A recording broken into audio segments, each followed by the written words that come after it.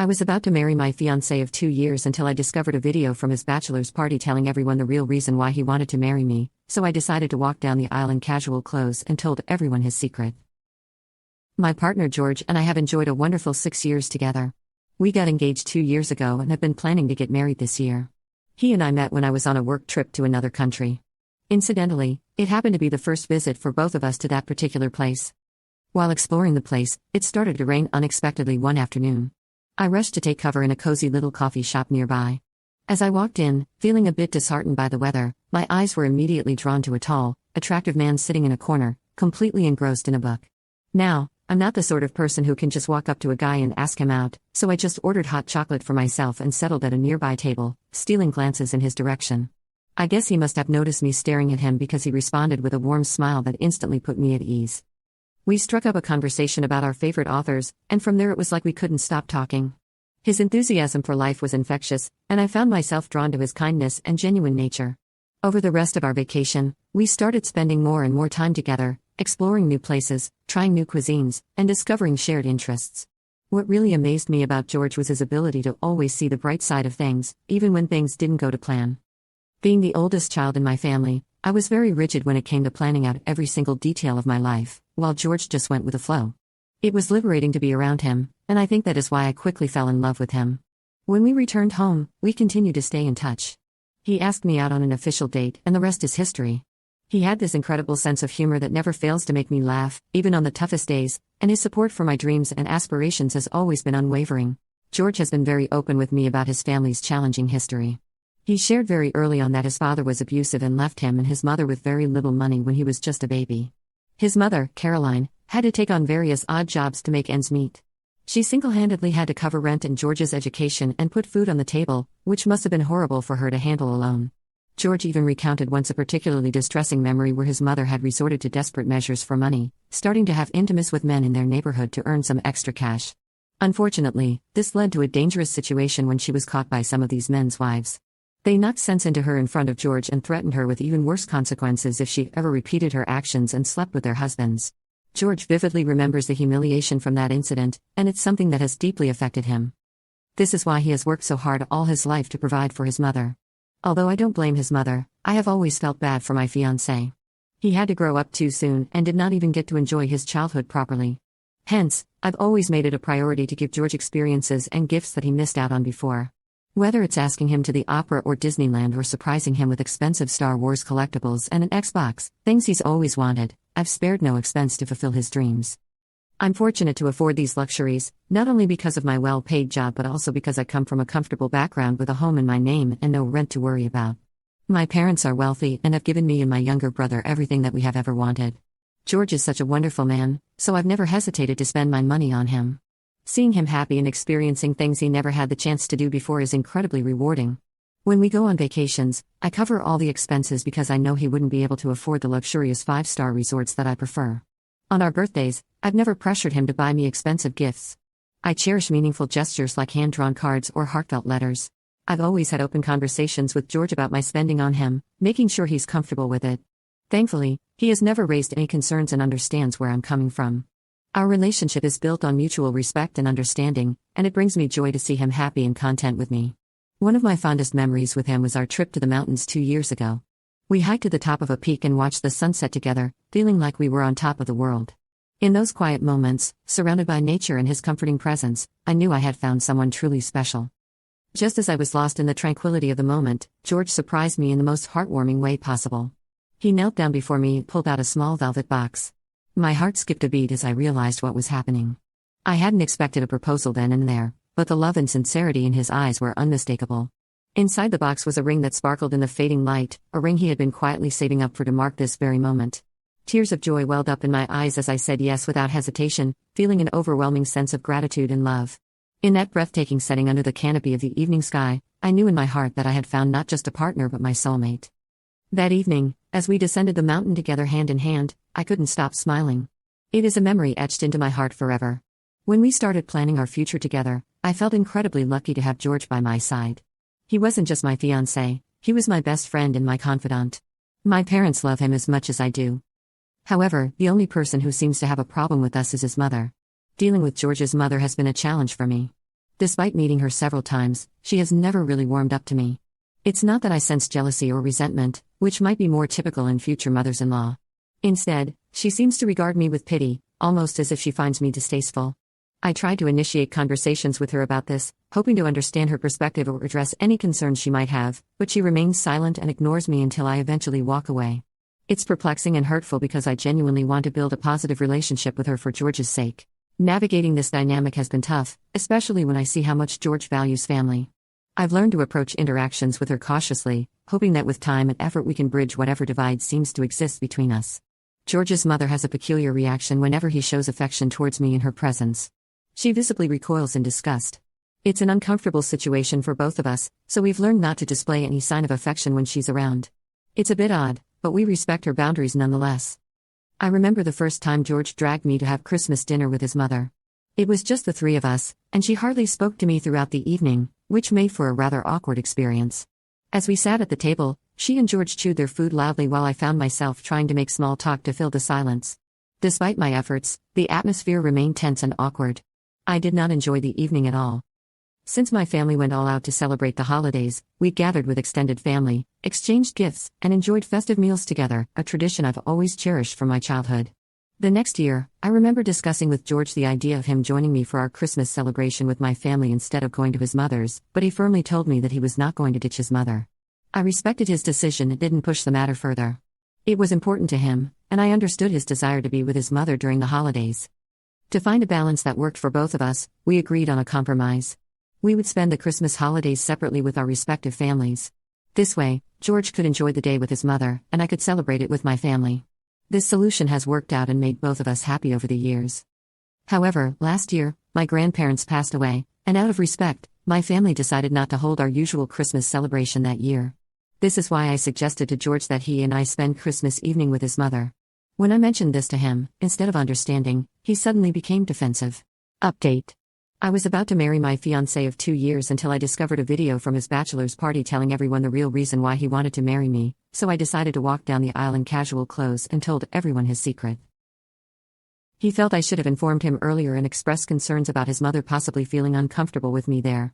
I was confused by his reaction, especially since I had never disrespected his mother, and it was still 5 days until Christmas, so he had plenty of time to inform her. It wasn't even like there was any grand feast to be planned, since she always just cooked spaghetti and meatballs as this was George's favorite meal. I reassured him that if he was worried about his mother cooking for me, then I could handle my meal myself and even suggested that we could pick something up so his mother wouldn't have to cook it all, allowing her to take a break. However, George insisted that his mother wouldn't approve and told me firmly that we should continue to keep our celebrations separate. I was hurt by his reaction, but I always respected his decision and didn't press the issue further. On Christmas Day, while George got ready to spend the day with his mother, I stayed home in my pajamas, watching movies in bed. I made video calls to my family and spent the day by myself. George returned home unusually late that night, but at the time, I didn't think much of it. Imagine my surprise when, shortly after the holidays, an old school friend who still follows me on social media reached out to me and asked if George and I had broken up. I was completely taken aback by her question and couldn't understand why she would even think that.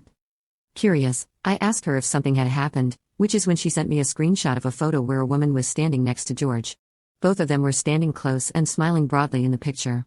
My friend went on to tell me that she knew this woman and followed her on social media, hence had immediately recognized my fiancé in her pictures. They looked too cozy together, so she wanted to ask me directly if I had perhaps broken up with George. As I zoomed in on the picture, trying to make sense of it, I noticed the familiar countertop behind them. It was unmistakably the same one in George's mother's kitchen. It hit me then that this photo must have been taken at his mother Caroline's place. My heart sank a little as I continued to scrutinize the image, noticing George in the shirt and trousers he wore during our Christmas dinner. The realization washed over me slowly. George had spent Christmas Day with his mother as usual, but what left me feeling uneasy was the realization that he hadn't mentioned meeting this mystery woman when he had chosen to spend the day apart from me, leaving me alone on Christmas. Also, it wasn't just about the photo, it was about the fact that he had never, ever brought up this woman in our entire relationship, yet seemed really friendly with her from the photo. I asked my friend to send me the profile of this mystery woman, and she kindly obliged. I thanked my friend for her help and sat down to investigate this woman's profile. Luckily, her profile was open, so it didn't take long for me to find the picture of George and her together. She hadn't tagged him, but I noticed that George had left a comment, a red rose emoji, under the post, indicating that he had seen the picture.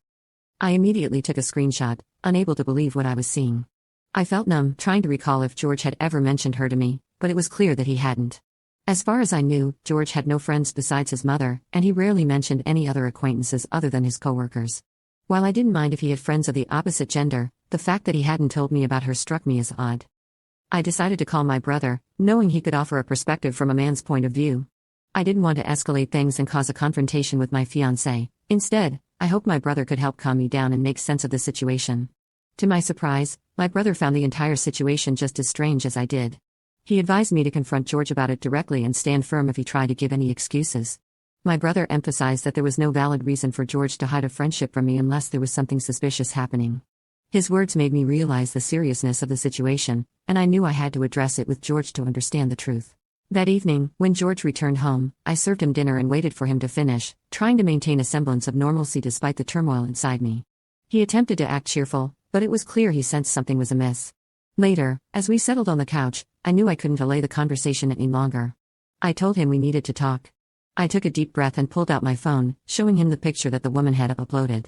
I asked him who this woman was and why he had never mentioned her to me. George's expression changed instantly. His eyes widened in shock, and his face drained of color. He stammered, asking how I knew about the picture, but I pressed him, demanding to know who she was and why he hadn't mentioned her to me before. George cleared his throat nervously and muttered that she was one of his childhood friends. My eyebrows furrowed in confusion as I pointed out that he had never once mentioned her during all the years we had been together. The silence that followed was thick with tension, leaving me waiting anxiously for his response. He then asked me if his mother had talked to me earlier, but I shook my head, puzzled by his question. I demanded to know what he was talking about. George let out a sigh and admitted that the woman in the picture was someone from his past, a childhood friend he had known a long time ago while growing up. He explained that his mother had invited her to Christmas dinner without his prior knowledge, and he was just as surprised as I was to see her there. George tried to reassure me, saying he didn't think it was necessary to mention her to me because she was simply a friend. As he claimed this, I couldn't help but notice his guilt and nervousness, which only fueled my confusion. When I questioned him about why he appeared so uneasy, he became defensive, insisting that he disliked such confrontations and that I should trust him enough not to ask such stupid and uncomfortable questions. I then asked him why he was standing so close to her with his arms around her waist. He shook his head and angrily got up from the couch, telling me that I was starting to sound childish and immature since it was just a photo his mother wanted them to take. He walked off without waiting for me to respond. I sat there, trying to process what had just happened, feeling a mix of confusion and disappointment. Despite his attempts to downplay the situation, I couldn't shake off the feeling that there was more to the story. His reaction left me feeling uncertain and uneasy, unsure of whether I could trust his explanation entirely. However, the next day, George showed me his social media and revealed that he had blocked the woman in the picture. He assured me that he had taken this step so I could feel at ease and know that he was only mine. Despite my mixed feelings about his reaction the previous day, I managed a faint smile, appreciating his effort to distance himself from the woman and reassure me of his commitment. I did try to call his mother and talk to her about this matter, but she refused to pick up my call, so I just let it be. I didn't bring up this incident ever again. This year, George and I had already made plans for our wedding, including booking the venue and caterer well in advance. My parents graciously covered the entire expenses without any questions. We had decided on separate bachelorette and bachelor parties for the weekend. I had arranged for my brother to accompany George to his bachelor party, knowing that George didn't have many friends to invite apart from some coworkers. While my friends and I were preparing for a relaxing and rejuvenating 3-day spa trip, George and his friends were gearing up for their own celebrations separately. It was an exciting time as we each wanted to enjoy our last moments of singlehood before the big day. During the bachelorette party night, my brother kept me updated with messages about George's spending, mentioning how he was using my card on extravagant things like getting drunk and tipping dancers generously. Since I wanted George to have a good time with his friends, I offered him one of my cards, and my brother was aware of this. Despite my brother's concerns, I reassured him to relax and enjoy himself. I don't remember much from the night as I and my girlfriends also got drunk and went for a nighttime swim, which left us tired and ready for bed. I had put my phone on silence, so I missed my brother's calls during the night. The next morning, I woke up to several notifications. Final update. I was about to marry my fiance of 2 years until I discovered a video from his bachelor's party telling everyone the real reason why he wanted to marry me, so I decided to walk down the aisle in casual clothes and told everyone his secret. When I groggily opened my eyes the next morning, I saw the barrage of messages my brother had sent me overnight. There were multiple photos and videos, so I sat up in bed, curiosity piqued. At first, the videos showed George receiving dances from dancers. It wasn't great, but I figured it was part of the wild night out. However, as I continued watching, my heart sank. George was getting touchy with some of the dancers, clearly drunk and making gestures. It was unsettling, but I tried to rationalize that it might be a result of too much alcohol. Then I came across the last video my brother had sent. It seemed to be recorded secretly from outside a room. In it, George, clearly drunk, was talking to one of his co-workers who was going to be the best man at our wedding. My fiancé was lamenting about how much he missed having wild intimacy and how seeing the dancers made him miss his old times. His best man laughed as George continued, saying that if it weren't for the money, he would have left me a long time ago because I'm plain-looking and vanilla. My breath caught as the video ended. I felt a mixture of shock, hurt, and betrayal. My brother had sent several messages after that, asking me if I had seen the video and expressing his fury, saying he wanted to end George for saying such horrible things behind my back. I sat there, staring at the screen, trying to process the overwhelming emotions crashing over me. I called my brother, needing more information about the video and where it was filmed. He explained that during the night, he had been out on the hotel balcony smoking when George, his best man, and a few dancers came into the hotel room, clearly drunk. My brother didn't want to disturb them, so he stayed outside, continuing to smoke. As the night progressed, the dancers gave George and his best man dances and performed other acts. After a while, the dancers left to go to another room. My brother then overheard George talking about me, so he decided to film it. He shared how this morning he had found George passed out in bed with a dancer, both of them without clothes. He told me that he was so pissed that he had immediately left since he did not want to bash my fiancé's head into a wall and wanted to talk to me first about everything. Hearing this, a wave of nausea washed over me. I felt utterly betrayed and heartbroken. My brother's voice was filled with anger and concern as well. He assured me that he would support me in whatever I decided to do next. The reality of the situation was devastating, and I struggled to comprehend how everything had spiraled out of control so quickly. Long story short, I confronted George after we both returned home. I told him about the video, expecting some form of remorse or apology. Instead, George was furious that my brother had recorded him without his permission. He felt violated, which was laughable given the disgusting things he had said about me to his best man. I asked him directly if those were his true feelings about us. He dismissed it, saying he was just tipsy and talking with his guy friends. He insisted my brother had no right to tattle to me, and when I asked him why he had slept with a dancer, George went on to explain that it was a bachelor party and that he was allowed to sleep with other women for that one night at least. I was taken aback, telling him that we never discussed this and he had no right to do such things. George scoffed and told me that this was the tradition of bachelor parties and I should have explicitly told him about my rules before he went away. His cavalier attitude and blatant disregard for my feelings left me speechless. I realized that the man standing in front of me, who I thought I knew so well, was starting to feel like a stranger in many ways. I was so pissed that I started to pack my bag, telling George that I needed some time to think over everything. Seeing me pack, he suddenly realized the gravity of the situation and began to panic. He begged me to keep a level head, insisting that he had never done anything like this before and had just gotten carried away this one weekend. He tried to justify his actions, saying that we couldn't just throw our years of a relationship down the drain over one mistake. He assured me that he still wanted to marry me no matter what since I was the only one he loved. However, his pleas and justifications did nothing to calm me down. Currently, I am at my parents' place, and while I still haven't called off my wedding, I am conflicted about what to do. George continues to apologize to me every day. I feel torn between the love I have for him and the betrayal I can't ignore. My parents and brother have assured me that the decision is completely up to me, though I am sure my brother will be very disappointed if I go through with the wedding. Update 1. Thank you to everyone for opening up my eyes. I feel like a fool for not seeing the truth about my fiancé sooner. It's true that I loved him so much that I was even willing to turn a blind eye to his continuous disrespect for our relationship. I honestly don't know if he actually had anything to do with the woman in the picture from last year, as I never found any further evidence. I realized there may have been other women over the years that I was probably unaware of, but at this stage, I'm not concerned about that anymore. The evidence I have from his bachelor party alone is more than sufficient reason for me to leave him. Also, George's mother has tried to get in touch with me, which is very odd since she never even talked to me. She has sent me multiple voicemails and text messages saying I'm putting her son in distress for something very trivial and that men do worse things in her relationship, so her son sleeping with a dancer should not be considered a deal breaker. Update 2. Since the wedding was already paid for and even with cancellation, my parents were not going to get any refunds back. I decided to take this opportunity to publicly call out my fiancé in front of all our guests and end things with him so he and his mother cannot twist the narrative later. In the days leading up to the wedding, George kept texting me about how much he loved me and wanted to marry me, but I felt absolutely nothing for him anymore. On the day of my wedding, I decided to reach the venue with my parents and brother by my side, who already knew of my decision to break things off with my fiancé. I walked down the aisle on what was supposed to be our wedding day, not in a beautiful white gown, but in my casual clothes. At first, our guests seemed taken aback. The whispers and gasps of the crowd grew louder as I made my way to the front. George stood there dressed in his tuxedo, looking confused and increasingly anxious as he saw my determined expression. He asked me why I wasn't wearing my dress, but I ignored him. I reached the front as the room fell silent and everyone held their breath in anticipation. I took a deep breath, my heart pounding in my chest, and then I slammed the eviction papers into his hands. You have cheated on me, disrespected me, and used me for my money all these years. I thought you were just some special guy when in reality you were just a broke man-child.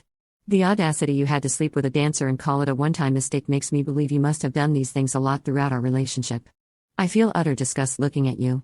Your mother clearly did not raise you well, and you are not fit to be part of my family. You have a week to move out of my house, otherwise my brother and my dad will be happy to escort you out to the street, I said, my voice echoing through the room. I am done with you and your lies. George's face went pale and his eyes wide with shock. The murmur of the crowd turned into an audible gasp. I felt a mix of empowerment and sadness, but I knew this was the right thing to do.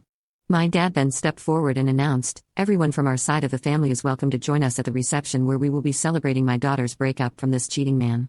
As for people from George's guest list, I must ask you to leave immediately. George's mother looked furious and tried to loudly say how disrespectful I was being towards her son and that George had been apologizing to me all along, but I was too big-headed to forgive him.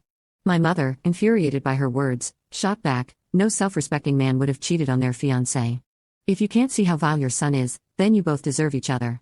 George and his mother tried to quickly gather their things, feeling utterly humiliated, and left along with one or two of their co-workers who had come to attend.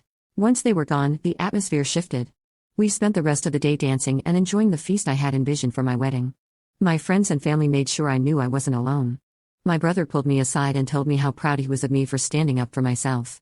His words made me feel sentimental because, if you have a sibling, you know that brothers hardly ever give you any compliments. Honestly, I think humiliating George in front of everyone gave me back some sense of power that I had lost during our relationship. I feel like I have finally taken control of my life.